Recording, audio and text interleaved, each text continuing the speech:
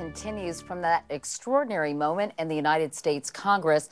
Presidents appearing there as respected guests have been interrupted before by boos and hisses, but this was different. A congressman last night calling a president an outright liar to his face.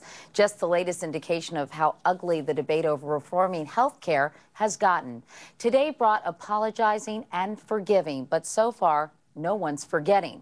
From Capitol Hill, here's Nancy Cordes. This too is false. It was the shout heard round the world. The reforms I'm proposing would not apply to those who are here illegally.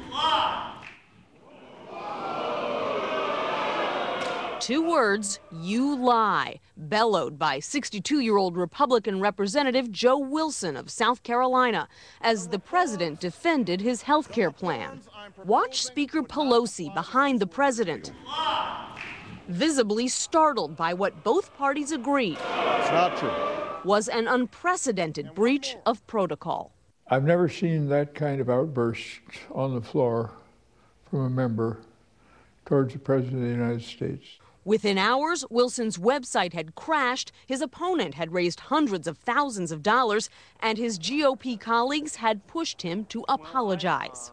Last night, I heard from the leadership that they wanted me to contact the White House and state that my statements were inappropriate. Catcalls may be common in parliaments overseas. They have been wrong, and wrong.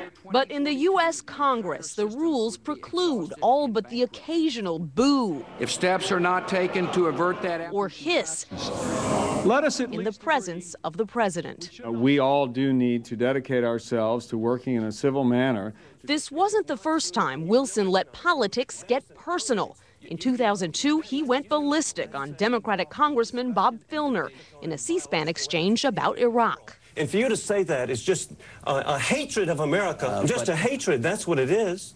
A visceral hatred. Today, Wilson told reporters outside his office that his attack on the president just slipped out. I will tell you this, that it was spontaneous. The former military attorney stands by what he said, but regrets where he said it. Constituents in his conservative district agree. It's completely out of line. Mr. Obama accepted Wilson's apology. I'm a big believer that we all make mistakes. Wilson wasn't the only Republican in a defiant mood last night. Some waved copies of GOP healthcare proposals.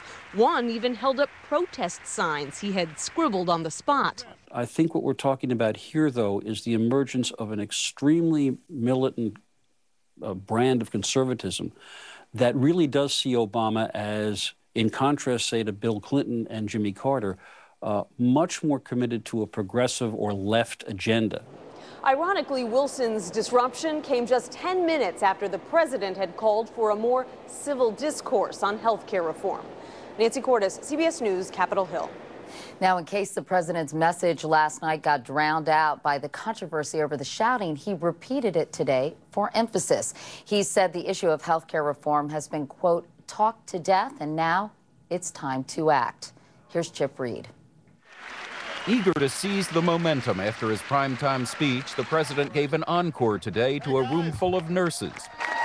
And as he did last night, went out of his way to downplay the importance of the public option. It would just be one option among many. No one would be forced to choose it.